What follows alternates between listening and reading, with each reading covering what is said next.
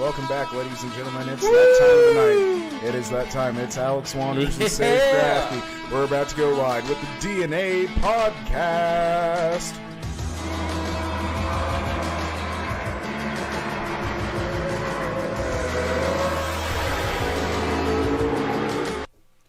And that sound never gets old. No, it does not. No, we got to hear sir. a lot of it over this weekend, did we, Alex? We had a great weekend at the Knoxville Raceway, as always. Yeah, we did. We have a lot of results. We're going to go through a few. We're going to have some fun tonight. We're going to talk about what kind of a week we had in motorsports, because we had a really big week in motorsports across Iowa and the entire country. So yeah, we did. Safe, let's get into it, dude. Why don't you lead us off and tell us what's going on? Anything new with dirt and asphalt? So anything new with dirt and asphalt? Currently, got some really cool opportunities last night. Shout out to Mike Roberts again. Mike, you're a great guy. Thank you so much for helping us on this quest. And also John Vandenberg, who got us hooked up with Terry McCarl. Had a cool conversation with him yesterday and technically this morning as well, since we went a little late last night due to some rain. Those are the most fun nights ever, though. So, going to go through.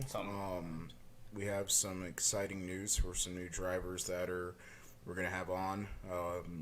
We plan on having Sheldon Hoddenchild, Brad Sweet, David Gravel, Lance DeWeese, and Shane Stewart. So Trey Starks. Literally the entire World of Outlaw field. To sum things up. A good chunk of them. So I want to real quick thank those drivers who are going to help make this possible for us. And also thank you to the fans out there right now. For your encouragement. Also, happy Father's Day. There's a lot of dads out there who, watch this, who helps support their kids in their racing. Racing wouldn't happen if it weren't for generations passing it down. So thank you, dads, for showing your kids how to race, work on their vehicles, and things like that. Just happy absolutely. Father's Day to all fathers. Probably one of the most underappreciated jobs that there is in life. So. I'd have to agree. I definitely want to wish my dad a happy Father's Day, and everybody else's father out there. Like Safe said, just to reiterate, a lot of good things that dads do. They teach you a lot of valuable life lessons. You know, they obviously pass on the love for racing 9 times out of 10. So yes, they do. Thank you, dads. Appreciate it. Alrighty, so let's get into some results right now. Alex, we know that you were at Knoxville Friday night. I wasn't able to attend. Why don't you go ahead and give us the rundown of what happened? Well, obviously, big weekend. The World of Outlaw NOS Energy Drink Sprint Cars were in town for the Brownell Big Guns Bash, as they call it. Stout field of cars. Friday night, they had 42 410s in competition, along with 15 Pro Sprint cars, so we're just going to go right into the feature here. Brian Brown stepping up, defending the home turf. Told you. Just absolutely, yeah, he did. He told me. I didn't believe it, but he told me that Brown was going to win. So I did. Brian Brown brought his game, absolutely smoked the Outlaws, won by over 4 seconds. Yes, he led did. it from the drop of the green flag, led all 25 laps, and took home the $10,000 prize, so that definitely doesn't hurt anything. No, it does not. But sadly, after that, it was all World of Outlaw teams. Darren Pittman came home second in the Roth Motorsports 83. Shane Stewart, the CJB number 5, came home third. Donnie Schatz, as always, tough at Knoxville everywhere he goes, came home fourth in the number 15. And Brad Sweet in the Napa Auto Parts number 49, driving for Casey Kane, rounded out the top 5. So your usual suspects are up front Friday night at Knoxville.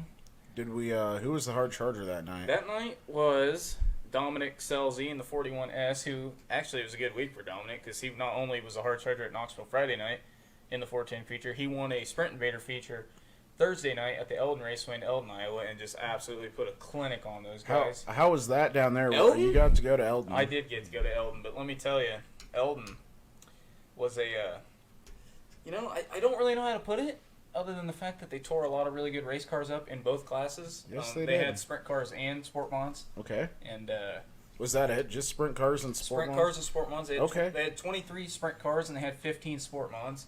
But unfortunately, they tore up a lot of really good race cars. Do you know who won the sport mod race offhand? Yeah, I do. It happened to be Carter Vandenberg in the 7B from right here in Oskaloosa. You're joking. I am not joking. I'm actually telling the truth. Hey, that's believe it good. or not. Good for Carter. Picking up he another got W. the win. Carter Vandenberg. That was his third win of 2019. I know. That's awesome. Carter's really happy about that. I went with Carter, and he did a good job. He led all 16 laps of the feature. Started on the outside front row and just kind of checked out from there. He had to hold off a late race charge from a local driver, Curtis Vanderbilt. You know, Curtis always tough in that 1V. You know, I mean, he's tough everywhere he goes. And Carter just held his own, and he got the job done. So that's awesome. he did. And as I said, Dominic Selzy won the Sprint Invader feature. And Dominic, I mean, he just outclassed him. More motor. He's a very talented young driver.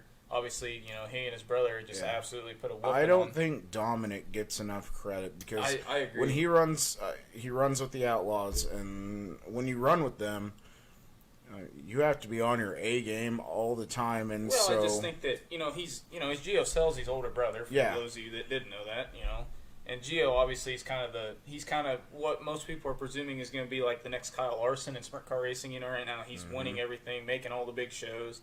You know, he's only 17 years old. Yeah, 17. That'd be it. And and Dominic doesn't probably get the credit he deserves as a driver, and he proved it Thursday night that he can get it done. Because there was a lot of good cars there. You had both Carson and Austin McCarl were in the house. Jamie Ball, who's been a regular on the ASCS Tour, was in the house, and I mean he's been pretty solid this year.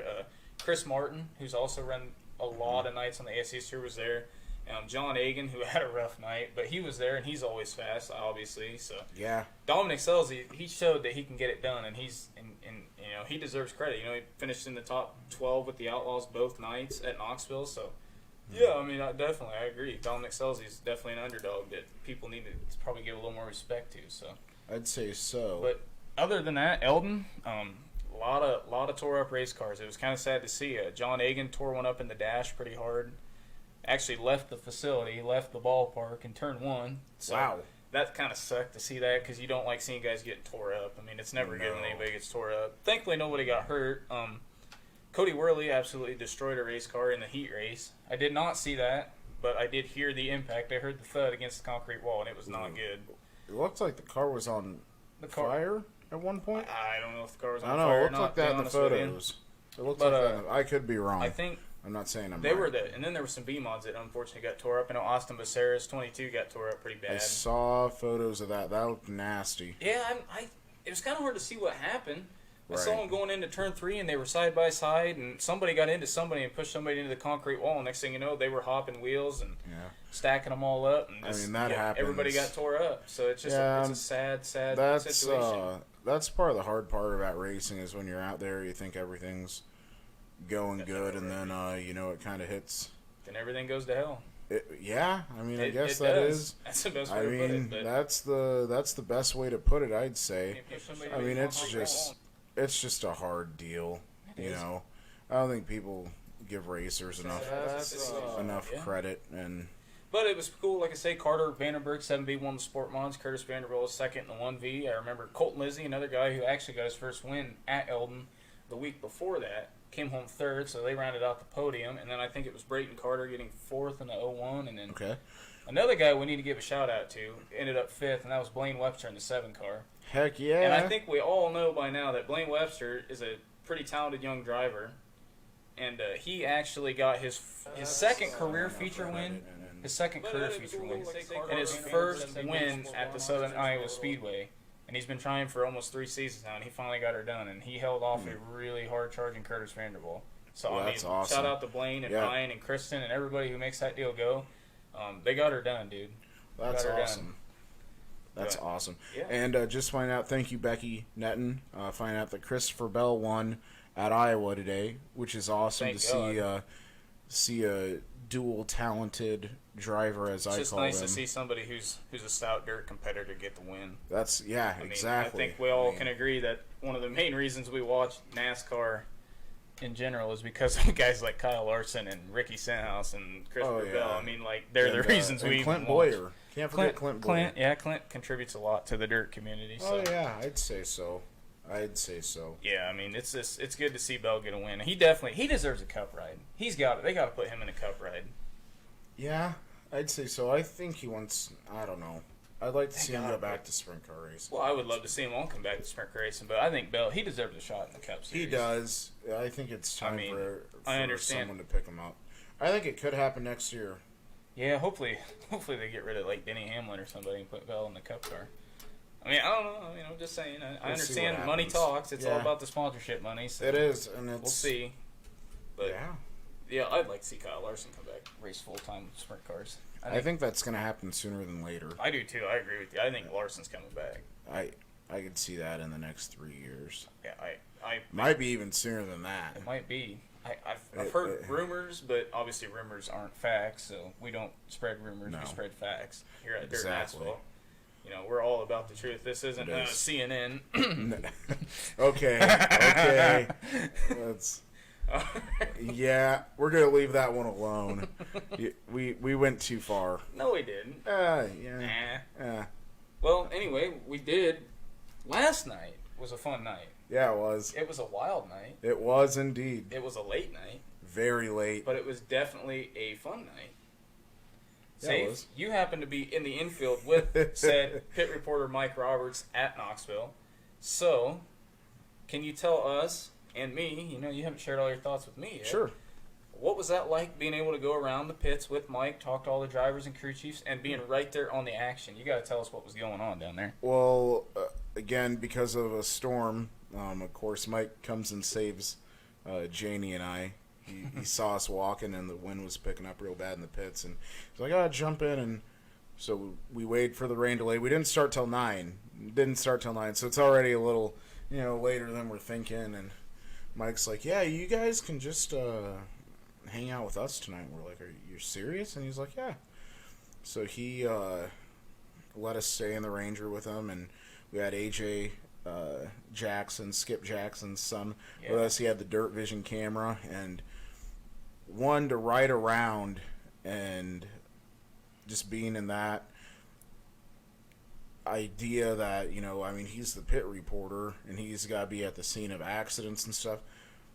That's a lot more stressful than you think, because he'll be sitting there talking to someone, something will happen, you have to run back to the Ranger, get in, drive, and there's people walking around. That thing needed a horn. They need to give him a foghorn, because people just start walking out in front of him. We almost hit about 25,000 people, I think. Now, that's an exaggeration. When you run them over, they'll know to get out of the way. 10 points. 10 points. So, it was... That part was really cool. And then we're sitting there standing, and he turns to me, and he's like, "So, what drivers do you want to meet tonight?" All of them. And I'm like, well... All of them, dude. So I gave him kind of a rundown of who I'd like to meet. We went really early. We left Oski at about 2:30.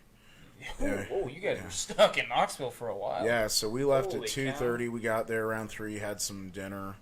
And then we went over to the T-Cert trailers, and that's where we found Brad, David Gravel, Shane Stewart.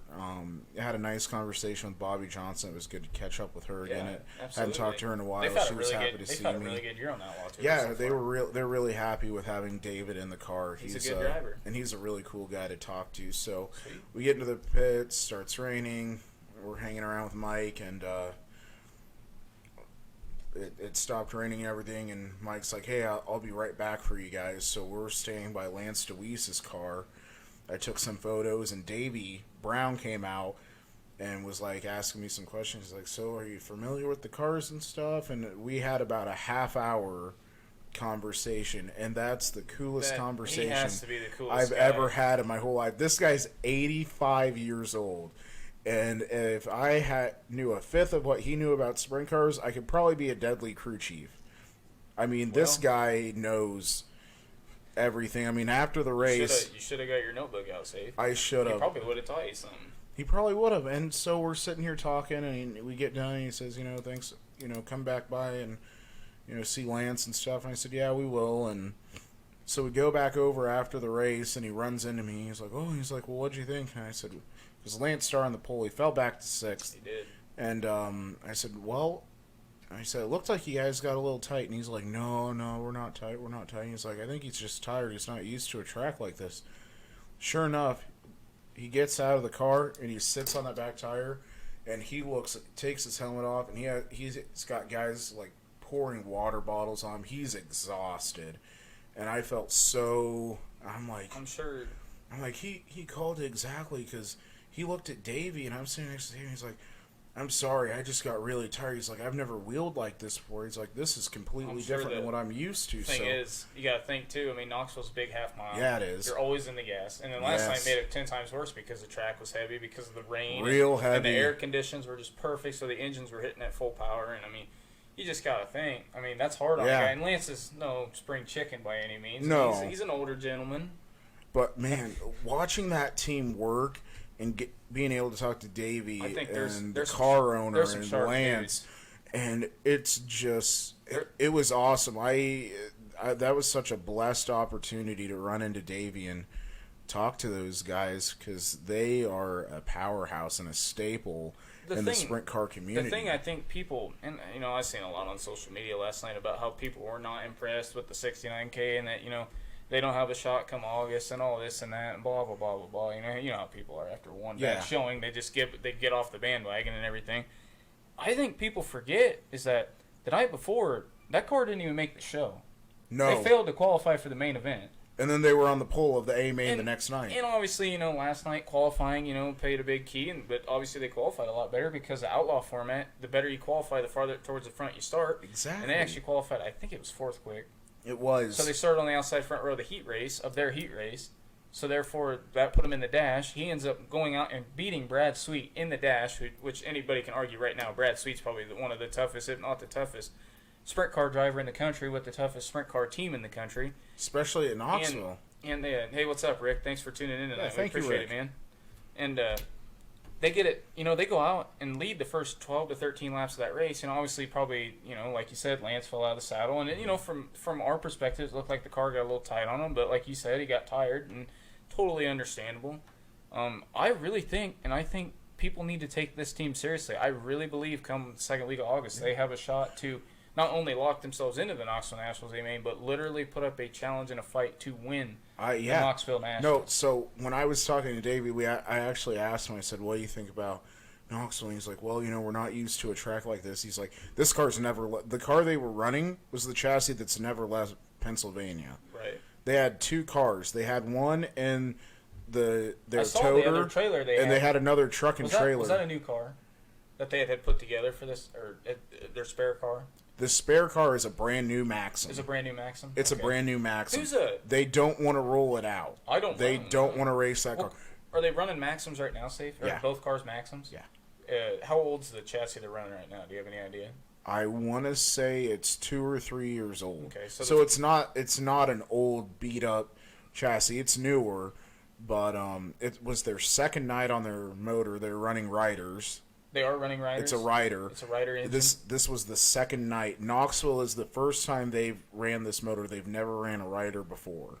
Okay, so this was a new engine they were new running engine that they were trying to tune. Brand new setup. He said that they had the shocks on the front were ones that they ran. I think he said, I want to say it was Williams Grove. Probably, that's where they ran a lot. Exactly. So they're like, you know, we just are trying to figure out a setup, and we're getting used to this new engine, and you know, this car's never left. We've never been outside really Pennsylvania. That's the thing that's why I hate the people right now that are downing them, because it's like they've never been here. But they've been here, but it's been a while. It's been a never long with Lance time. No. But here's the thing it kind of ties into what my point is, Safe, is this. Friday night now. Friday night is a different deal. They didn't make the show. Mm-hmm. We had two contrasting track conditions. Friday night, gut slick from the bottom to the middle to the top with a big cushion, which is more typically what your Knoxville National Saturday night track's going to look like. With it's going to be slick to the fence with a huge cushion that everybody's riding around. Mm-hmm. Whereas last night was more of a narrow, hammered down, lots of moisture, wide open.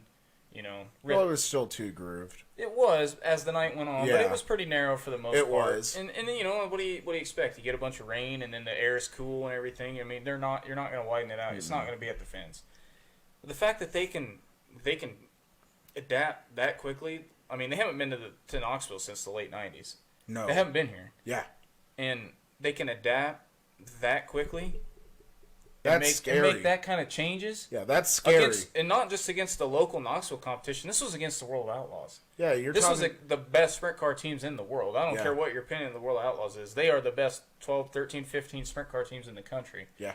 and they went out and they competed with them on a neutral ground. It wasn't in their backyard on the front porch, as everybody says. This was in somebody else's backyard, and they competed with them like that. I'm telling you guys, come Saturday, they are going to be at a top 6 or 8 starting spot for the Knoxville Nationals. And they're going to be right there. Here's the thing. We also talked to them. We're like, so are you guys going to run at Oski? We asked Lance. Mike and I were talking to Lance. He's like, well, we really wanted to, but they can't. These guys work a full-time job. Yeah. They are full-time workers, dedicated makes people. It even cooler in my so book. They cannot leave Pennsylvania till Tuesday. So the truck's leaving Tuesday with the 2 trucks that'll have the 2 cars are leaving Tuesday, and then Davey, Lance, and I can't remember the car owner's name. Donnie Kreitz. Donnie are leaving. Or Don Kreitz, I'm sorry. Don Kreitz. They are leaving Tuesday on a flight. That's how they got out here. They had someone drive one of the both trucks. See, that's something we got to talk about too, because they have one of the coolest tow rigs in the entire country. That thing is awesome. This thing pulls into the track. It's a throwback to what sprint car racing and racing in general used It's like to be. A team that's lost in time. It really is. But it's they're like bad fast. They are. It's like you see them and they're rolling into the track, and I can see people like, what is? Who's? It's like an old Kodiak motorhome with a trailer built onto the back of it. It's freaking awesome. It's awesome. I got to go look on the inside of that thing. It's awesome, and it's like. Do they have a bunch of spare equipment and everything in there? Is it jammed full? Oh man, they had that sucker full. Yeah, I'm sure they did. There was room for them to sit down in there and put the car in and move some stuff around, but other than that, it was packed. But that's what makes these guys cool, is the fact that they are a throwback team. They're working men. You know, sprint car racing, as everybody knows, has been kind of corporatized the last 2 decades. Oh yeah, a lot of corporate money. Yeah, a lot of rich people involved in sprint car racing, and you got 3 or 4 or 5 working guys who go to work every single day. They make it happen just like pretty much the rest of us do, and they get it done. And they go out and they beat and run in the top 5 with the best sprint car teams in the world. I mean, how can you not respect that? No, you have to, because it's who they are, what they do, and they're just awesome guys to talk to. Yeah. And at one point, I had a cool conversation going on. It was Larry Weeks. That guy's awesome, dude. Larry is awesome. Larry is a cool guy. If you are ever looking for someone fun, talk to him. He actually just got done helping restore one of Doug Wolfgang's old cars, that really? 181 chassis. Is that something they're going to be donating to the Hall of Fame, or is that something for his own personal collection? They've been taking it to car shows and stuff. Okay. Him and a few other guys just got done restoring it. It's an awesome looking car. So at one point, and I wish someone would have taken a photo. So we're standing there in like a half circle, and it's Mike Roberts on one side, me on the other, and we have Larry Weeks and Davey Brown in the center, and we're sitting there just BSing about sprint cars. I'll tell you what, right there, in that deal right there. That was awesome. I about started crying because there's a whole lot of knowledge wrapped up in those minds right there. I mean, that Davey Brown, he's just... obviously, we've been really pumping those guys up here the last 10 or 15 minutes, but, it's hard not to. How can you not respect and like what those guys do? They win. Oh. They win with half of what everybody else has, and they just make everybody else look stupid. Yeah. Makes you really think, like, you don't have to spend stupid amounts of money to win sprint car races. No. You don't. No. You just have to know what you're doing, and you have to have a chemistry between your driver, your car owner, and your crew chief. And you have that, you're unstoppable. Exactly. And you have the will to win, obviously. Yeah. So anyway, getting back on topic, so Mike let us ride around with him. We got to be, right there next to the fence and everything, talking to different drivers. I got Donnie Schatz' phone number too. I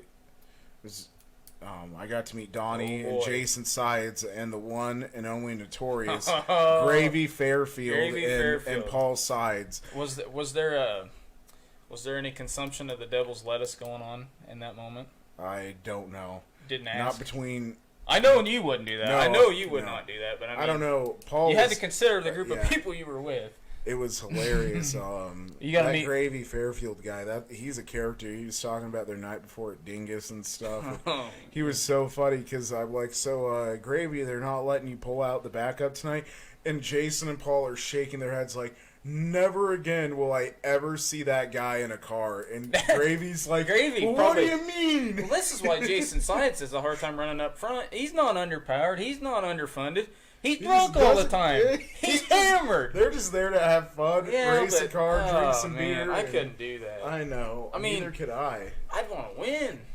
You know? Well, yeah. And so it was just really cool to have Mike taking me around to the drivers. And the best part was, because I know Mike Wanders is watching now.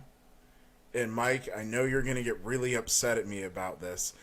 So Mike Roberts and I... We're going to get Mike Wanders fired up. Everybody Mike Roberts and I are standing here. down in between 3 and 4 because AJ's having to get some shots. So we're standing there, and Danny Lasowski walks up. He's like, "Hey, Safe, how's it going?" I'm like, "Good, how are you doing, Danny?" He's like, "Oh, good, just got back from Italy. They were gone for 3 weeks." And he's like, "How's your podcast going?" Like, "Oh, it's going really good. We're really excited to have you on the show sometime." He's like, "Yeah." He's like, "I was going to tell you, call me this week and we'll get something hooked up." And Mason ended up, Daniels, that's who he crew chiefs for, was out on the track. And Danny's like, and Danny's just really upset at this kid. Wasn't listening to his advice. Didn't have a good time trial. Was all the way in the back of his heat race. And so Danny's like, he looks at me, he's like, "What'd you think about his heat race?" And I'm like, "Well, it looked like he was fast, dude." Yeah, I said, he was fast. He's in the B main. He's fast. No, I said, it looked like he pumped the brake a couple times. So he couldn't hold the bottom. And Danny's like, "That's exactly what I was thinking." And he's like, Coming from Danny Lasowski, I mean, that's the guy who knows how to ride around the bottom. Yeah. He made a lot of money riding around the bottom. Yeah, at he did, Knoxville. and nothing's wrong with that. That's a hard. I didn't say it. He made a lot of money riding around the bottom at Knoxville. That's a tough lane to get around. I watched him win 4 Knoxville Nationals riding around the bottom. So that was really cool having Danny remember who I was. Yeah. Which I'm shocked that anyone... No, I'm not. Because really? If anybody has ever met Safe Grafke, knows that once you meet Safe, you will never, ever forget this man or anything about him. He is an unforgettable force of nature. So that was a really cool conversation with him. So that was cool for Mike to take us around, being on the track for the Rex, which is sad to see, especially Bowman's. Yeah, we were standing there, and we watched it happen, and it sounded like a freight train hit a whole stack of iron when he hit. He hit the fence a ton. He hit that fence a ton. See, I thought it was bad because I saw he was slumped over in the seat a little bit. It looked like, and I thought, this ain't good. I figured it wasn't that bad, but I knew he was probably knocked out, and I thought, You know, you go, and all of a sudden you hit the fence and you go to a dead stop. You know, that does a lot of damage. But he, thankfully, I think they took him to the hospital last night, and I think everything checked out okay, and I think he's okay. Yeah, I think he's really sore. Just rung his bell pretty hard, I think. Oh, it did a ton, because we're standing there and he's like... It's never good when you see the ambulance rolling out and you see the back gate open up and you see him get the stretcher out. I mean, right away you know it's going to be a long red and that somebody's hurt bad. So we're just thankful... Or you presume they're hurt bad, so we're just thankful Christian's okay. So, Christian, if you see this, we're glad you're okay, buddy. Hope to see you back in the track soon and get back at it, man. Chris Martin wrecked. He did, yeah. Casey Grubel, another guy that took a hard ride. Oh, and him and Jace and there were several guys Jenkins involved in that wreck. Yeah, 33. That is it Chase Jenkins? Yeah, Jace is the 33 car. Yeah, he came up from 30. He was in a 305 last year and came up. Speaking of 305s here, we got called the Pro Sprint Series, whatever that means. Yes, they're definitely not the pros, but they are definitely fun to watch. Not really, but anyway. Oh, don't say that. Don't say that. No, they're all right. They put on a heck of a show Friday night was probably the best 305/Pro Sprint feature I've ever seen in my life. At least that 4 or 5 lap scramble between. Can't believe Mike Mayberry got it done. Fremont, Iowa driver, getting it done. That was dude. He had the top. He had the top rolling, and it was Worthington and Stelzer fighting for the lead, and he just drove under him and threw a slide job, and he just got it done. And so I messaged him because I know he's been struggling. I said, struggling? That's an understatement. No, stop. So, what do you mean? Just it's been a bad year for him. They've been struggling. Exactly. It's a struggle. So it's because they didn't have Wander's horsepower under the hood. They had that crate motor. I know. So what did you do? And he said they did some stuff with some spacing Oh, and, really? Yeah, and that took care of some problems. They did. Probably freed the car up a little bit, didn't it? Yeah. So congratulations to Mike and the team. That's awesome. If you guys, for those of you out here, we fund Mike and everything a little bit. I mean, we've known Mike and Steve Mayberry for a long time, so. But we're very happy. If you guys haven't met Mike or Steve, you need to go down and talk to them. They're some of the nicest people you'll ever meet at a racetrack. And, you need to go and talk to just anyone. Yeah, any of them. Go to your local race. Yeah, absolutely. So anyways, back to Saturday night. A lot of wrecking, a lot of bad accidents. Again, thank you. Thank you being again. A little dramatic. Yeah. Thanks again to Mike. And then, so we had, and Mike Roberts called it. Brad Sweet picked up the W. He was dominant. He was fast. He was. Brad Sweet won. Logan Schuhart got second.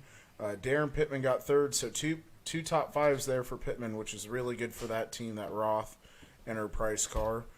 Sheldon Hoddenchild picked up fourth. David Gravel fifth. Lance Dewey sixth. Brian Brown seventh. So wins one night, top 10 the next. So he's going to be another fierce competitor come nationals, I think. You would think. Shane Stewart in eighth, and Linton Jeffrey, another Knoxville native, ran out the solid top 10. Yep, and Ian Madsen was the hard charger. He went 14 spots. He had to take a provisional because he couldn't get in out of the B main, but he did make the most out of it and charged 14 spots in the main. I'd say so. And hey, you got to do what you got to do sometimes. And just ironically enough, Donnie Schatz in the number 15 finished 15th. Yeah. So Donnie struggled last night. Donnie's obviously he's fast. I mean, he's Donnie Schatz. Nobody can take anything away from Donnie Schatz. But right. This year he's just been just a click off his game. It seems like. Well, I mean, they have a new crew chief. I'm sure that has crew a lot chief to do with it. Well, I think it does. No, I believe okay. Because that can really mess up with the chemistry. He's been with Ricky Warner for probably close to 15 years, and I know Ricky's still on the team. He just doesn't travel on the road anymore full time. So. Correct. So I think that's tough on Absolutely. them. Also,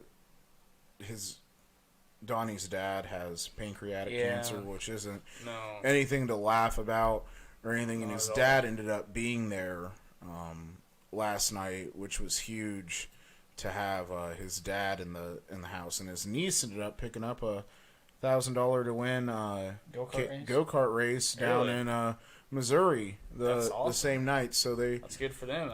There's at least something good that happened for the Schatz family. Yeah. Last night, and having Donnie's dad there was really huge for him. I know that being able to speak with him and Mike and all those guys, and it was just an awesome atmosphere last night, and technically this morning as well. Technically. So no, we had a good time. Again, shout out to all the drivers that were nice enough to come and let me get some information from them to get them onto the podcast. I'm super excited about some of the guys we're going to have lined up on this show. Yeah, things seem to be really going really good. Safe's been busting his butt, talking to people. Safe's, if you haven't met Safe's good at the art. He's got the gift of jibber jab. He just can talk to anybody about anything, anytime. It's not a bad thing. It's a good thing, man. You can just, you're probably one of the most friendly people I ever met. Oh, well, thank you, Alex. I mean, you have your moments, but I think we all do. But no, it's awesome to think about. Like, you have some of the premier names in dirt track racing who are thinking about coming on our show. I mean, it's pretty cool. Yeah, it's undeniable. It's a huge opportunity, not just for us, but for you fans, so you can hear what it's like for them being on the road, some of their history. Because I don't think people think. I think a lot of time these drivers get it because some of them have money behind them, obviously. Some of them get it because they had to work. They worked really hard to build a name, and then someone decided to give them a shot, and they went with it. But yes, there is a lot of money involved, but it's also being able to be talented. So being able to listen to the drivers and how they came from racing go-karts to racing modified or something like that, and then getting that opportunity to get into someone's sprint car, and then an opportunity from there, and now they're running full-time with the World of Outlaws and things like that. It's just really awesome for you to hear how they started, why they started, and to be now where they are, and what it's like living life on the road. Because it's not easy from talking to drivers. I mean, it's a full commitment. Yeah. You're gone all the time, and you're living in a RV essentially. Half the year. Yeah, it's pretty cool. It's definitely the life I'd want to live. But yeah. No, seriously. But anyway, I know. I seen Josh Gordon brought up something here about 15 minutes ago, and I think Josh is still watching. I'm not sure, but he brought up a good point, and it has to do with the Southern Iowa Speedway. If you didn't already know, Safe, which you probably already do. Mm-hmm. They announced earlier this past week, after the Wednesday night races, that they're going to allow USRA sanctioned cars to race weekly at the Southern Iowa Speedway. I think probably in an attempt to try and draw more cars, because if you weren't there Wednesday night, I mean, you did miss out on a great show. I mean, they had a great, they had a great race, and the Sport Mod race was really good. That stock car race was about as good as it gets between Jason McDaniel and Brett Lowry and Dustin Griffiths and all those guys put on one whale of a show. But and Scott Dickey, I think, ended up getting the win. Mm-hmm. Great 5 or 6 car battle there, but they are allowing USRA cars to run here weekly. There was only 36 cars, I believe, last week Wednesday night. So there's a reason for that, though. I don't think that had as much a reason to do with what you think, because if you think about it, and what Safe's talking about is they had the dynamic drive lines, dirt dual deal at Stewart, which obviously paid big money to win and everything, but I don't think that affected Oski as much as you might think, because if you really think about it, the only guys that I noticed who were gone, who went to Stewart, who race weekly for the most part at Oski, would be like Derek Agee in the stock car class, and then obviously the Carters, Bray and Caden and Carter Vandenberg, they were all at Stewart. But other than that, I mean, I don't really think it hurt them as bad as what people think it did. So if they're allowing USRA cars there, are they going to let the IMCA guys make some?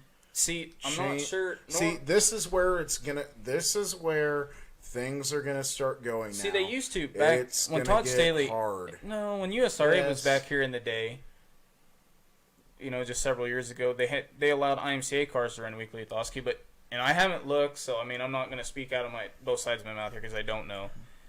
Back in the day, they used to if you were a USRA sanctioned car, you had to be fully USRA, meaning you had to follow the entire USRA rule package, no exceptions. Mm-hmm. Whereas if you were an IMCA car, you had to be completely IMCA legal. Okay, and I don't know if that's what they're doing now. I don't know if they're going to let IMCA cars run the American Racer tires. Or I don't think they will. See, because if you go to a USRA track now, like if you go, I don't know.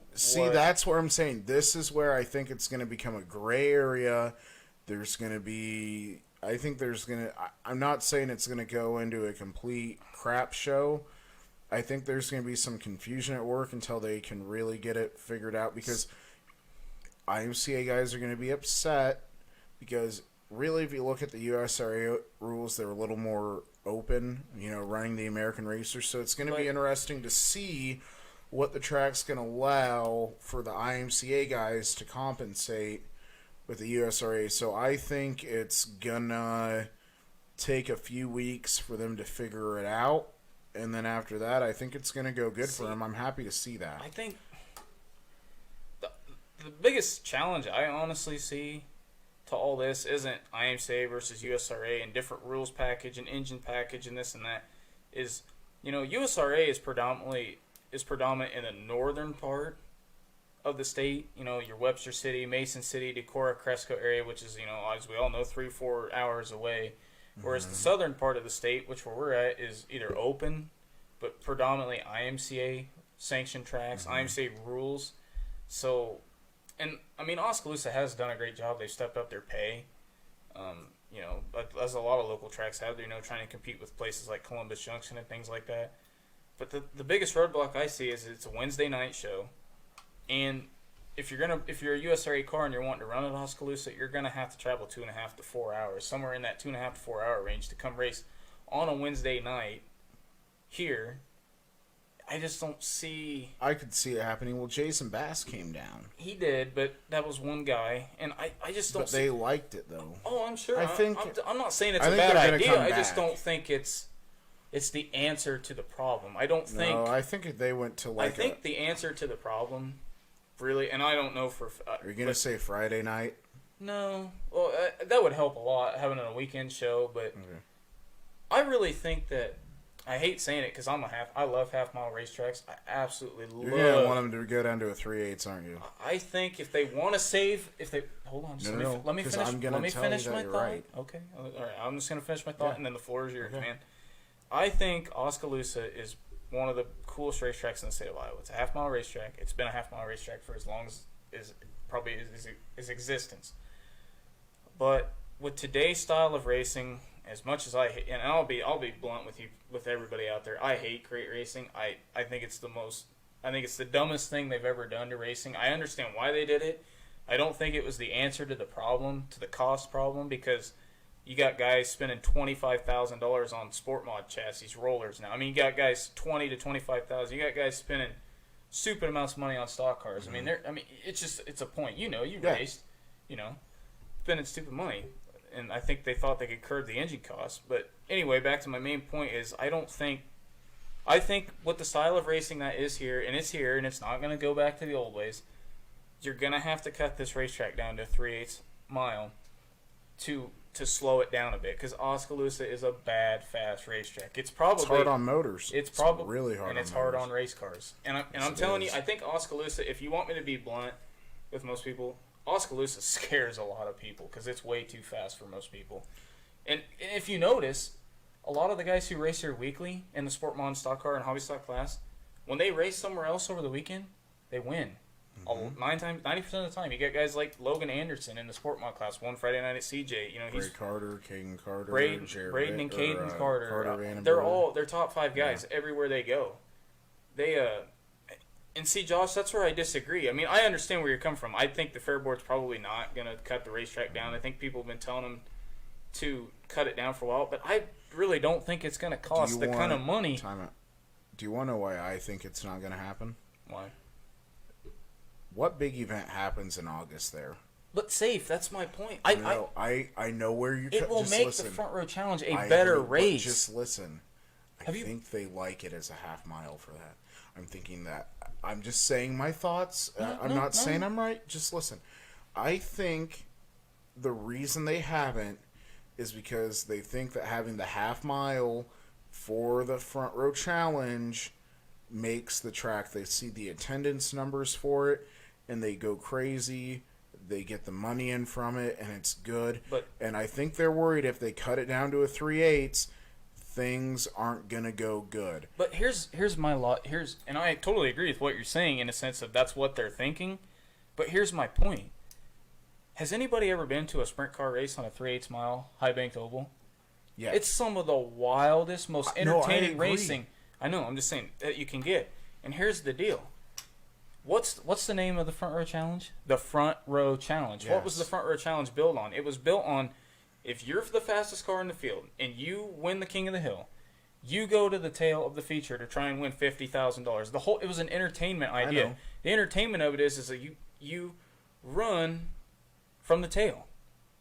Let's face it, in modern sprint car racing, with how equal everybody is with the high horsepower that they have, you're not coming from the tail of the Front Row Challenge anymore. You're not doing it. I don't care if it's Kyle Larson or Donnie Schatz. You're not doing it. no one's done.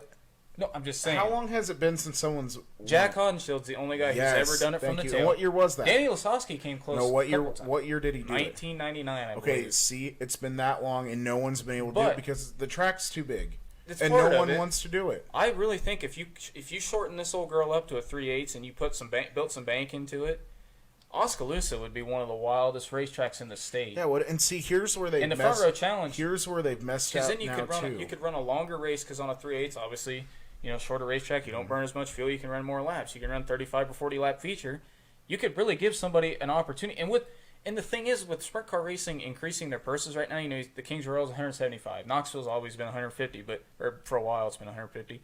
You could pay $100,000 to come from the tail, and you could have a guy like a Kyle Larson or a Donnie Schatz or whoever it might be. I don't care who it is, Brad Sweet, David Gravel, who could get it done. They could get it done if you give them 35 or 40 laps on a 3/8. They could come from the tail. You would sell this place out. This place would be packed to watch Kyle Larson or Christopher Bell or somebody come from the tail. Here's another thing that's And not happened. Go at ahead. the track. Go ahead. And one, I agree that they've done this. This needed to be done for years, and I'm happy to see that they care about the safety of drivers. They put all those new lights up on the fence, those LED poles that come out. Oh, yeah, I the understand wheeling? that. Yeah, I understand they can be moved.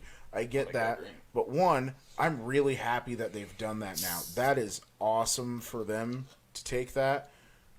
But I think, Josh, I get where you're coming from. Yes, we always talk about the old days. The past is gone. Now we're at the future, and we have to look for the future. It is what it is. And right it is now. what it is now. And I think if Oski really did want to save it, a 3/8 bank track is going to be their saving grace. Is it going to happen? Unlikely.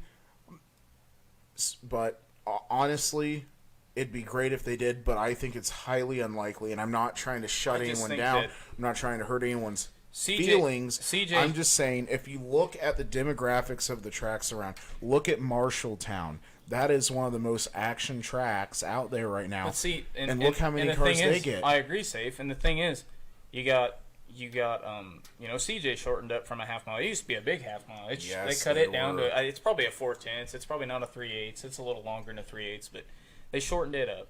They've shortened up there at Farley. They had a half mile. They shortened up to a 3/8, and it just with the style of racing that we have today. It's more the short racetracks, the 3/8 and quarter miles are more suitable to the racing we have today because it's just everybody's so equal now. Everybody's so competitive in all the classes of race. All the classes of racing that I really think a half mile you can't do it. No, I agree with that. It is about the money. Well, it's always about the money. Always the racetrack, is. But the thing is, if they want to make more, they the need to direction lower. that the racetrack's going in now. Do you really think they're putting money in the fair board's pocket? Do you really think they're making any money getting 35 cars show up and 200 people in the grandstands every week? I mean, look at some of the other tracks. Let's look at what Todd Staley's done to Mason City. That was a half-mile track.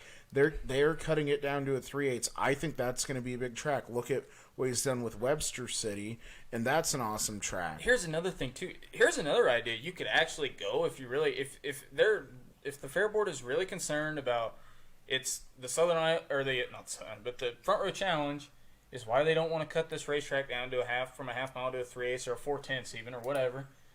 Here's what you do. You turn 3 and 4 in. You can leave the half mile there if you want, and you can build a 3/8 on the inside of that.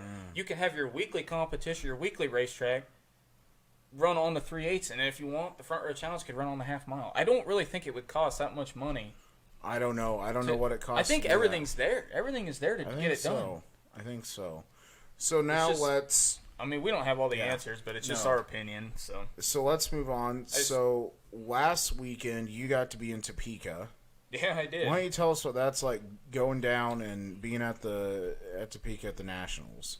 Oh, it's a lot of fun. I mean, it's definitely a different situation than anything around here. I mean, if you haven't been to an NHRA event and seen a nitro burning top fuel or funny car, you definitely have missed out on the entertainment value is obviously there, but it's amazing to see them get 11,000 horsepower out of a car burning nitromethane that goes 330 mile an hour. If you haven't seen that in person, I mean, you're missing out. You need to get to one.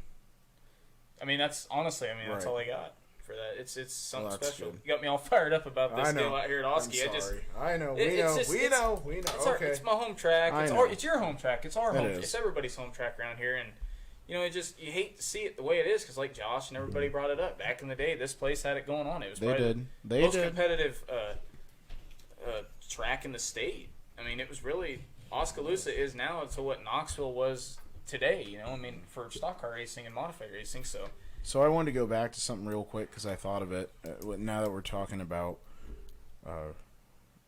going back to sprint cars a little bit there, that 360 feature that did happening Saturday night in Knoxville, that was an awesome battle in the front there. It was a good Joe Beaver, Clint Garner, Ryan Giles. I mean, that was a really good top three. Clint ended up winning, but I think Knoxville is doing an excellent job with their track, and I see that Oski is trying to become more like Knoxville.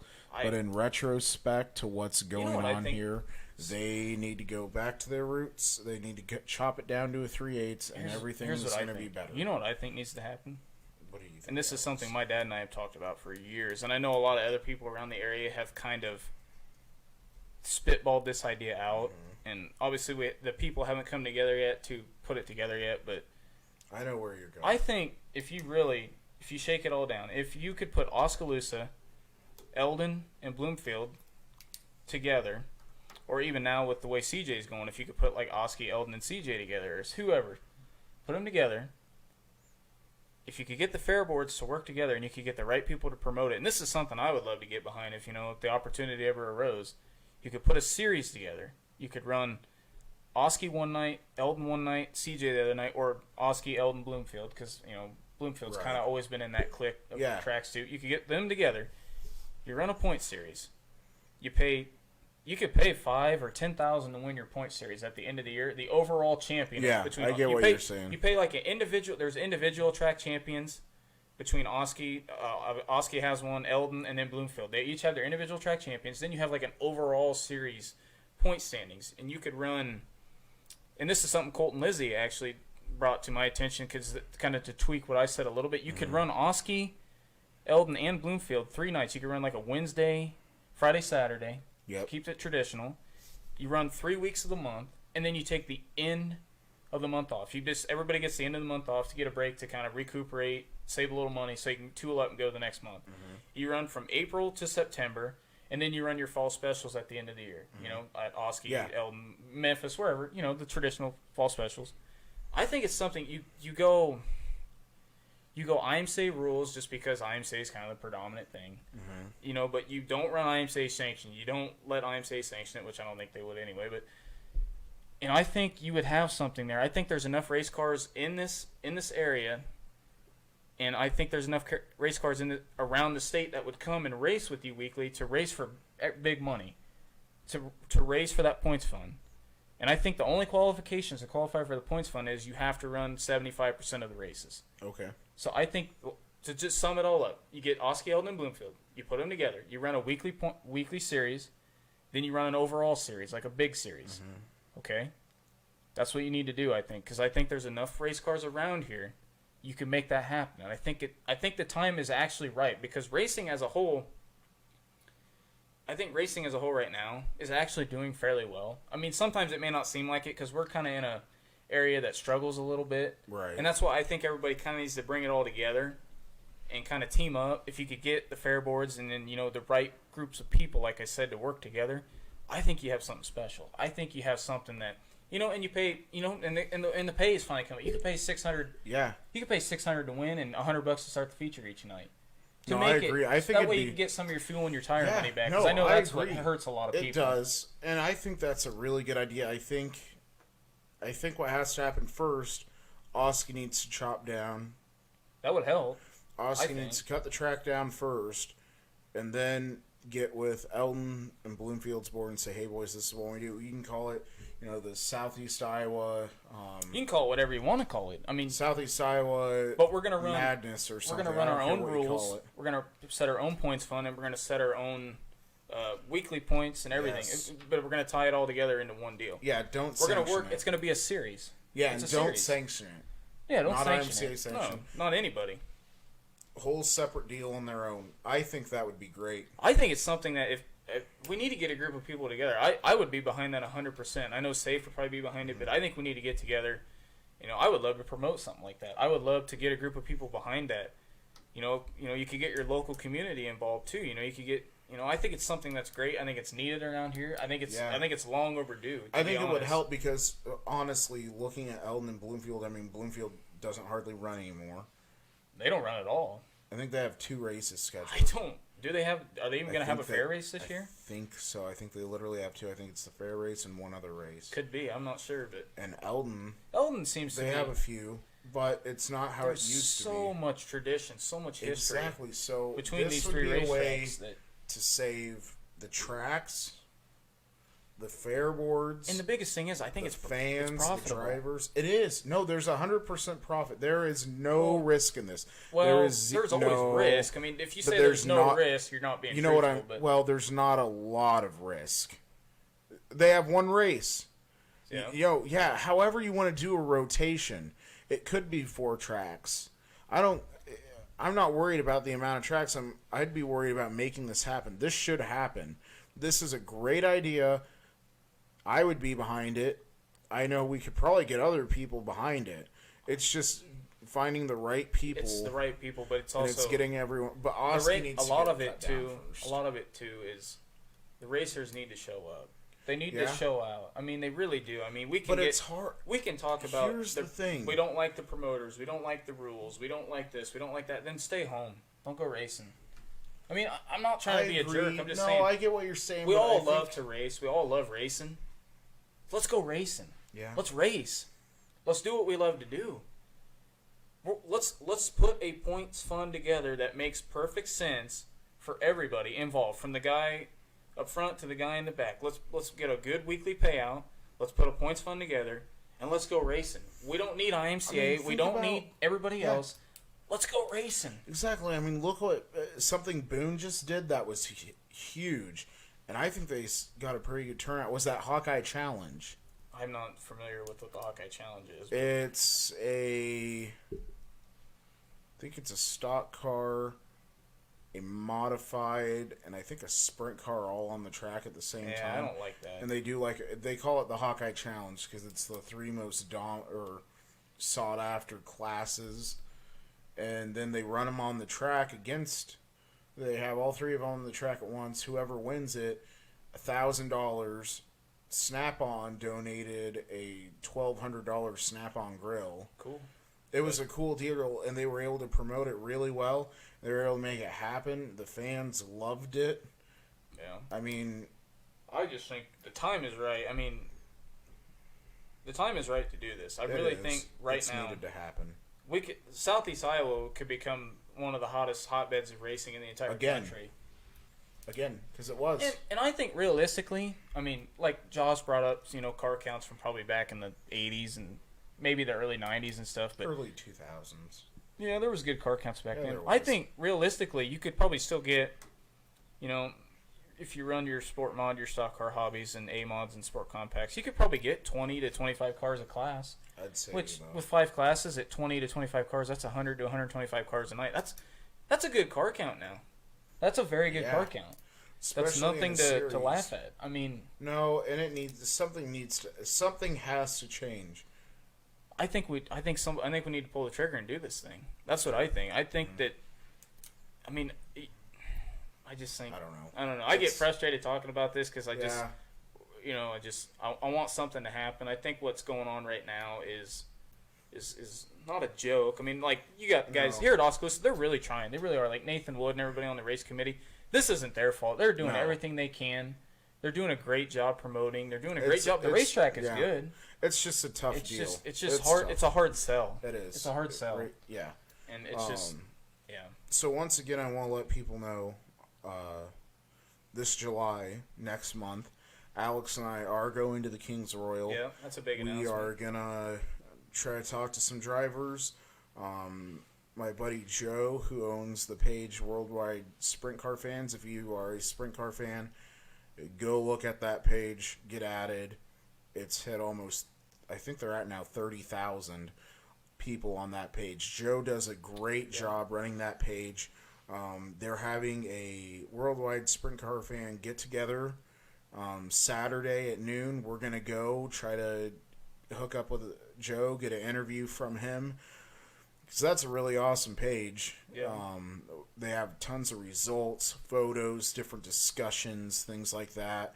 So we're really excited for the chance to go to Eldora for the highest paying sprint car race. Very excited. So, and just racing around here, Southern Iowa Speedway obviously is this week. Yeah, please get out and You just need to go out to your local track, whether you're up in the Webster City area, Stewart area, Mason City area, Southern Iowa area. wherever your home track is, go out there and support because they need you to support the track. They need drivers at the tracks. We get it. Racing isn't cheap. We're not saying, go build a car and go out there, but... I am. Well, I know you are. And yes, there is less racers now, but I understand with situations and things like that, but I just get out there to your track, support it. Either if you're a driver, bring your car. If you're a fan, go get your butt in the stands or in the pits. And then afterwards, go talk to the drivers because they love having fan interaction. That's big for them. Just make sure you go and support them because they need all the support in the world. Yeah, we don't want to kill these tracks. No, there's a lot of tracks out there that are doing very well. There's a lot of tracks that aren't doing so well, but it all hinges on whether or not you show up. I mean, that's really what it. It's really what it all comes down to. We did have Asphalt results. We did talk a little bit about some Asphalt. Yeah, Christopher Ball won the Xfinity race. There's your Asphalt results. It was just more tonight. It was more dirt focused because we had a lot of stuff to go over on the dirt side. Obviously, with our experience at Knoxville, talking about some things that we could see that could become something and help out in the area. So yes, we were more focused on dirt tonight. Sorry if there's any Asphalt fans out there that are mad about it. Sorry. I'm not. I know, you're never sorry, so. Alrighty, thank you, ladies and gentlemen, thank you again for turning into the Dirt and Asphalt podcast. As always, you can follow us on Facebook, you can give us a shout out on Twitter, or you can follow us on the one and only YouTube. Thank you all. Have a wonderful evening. We're out.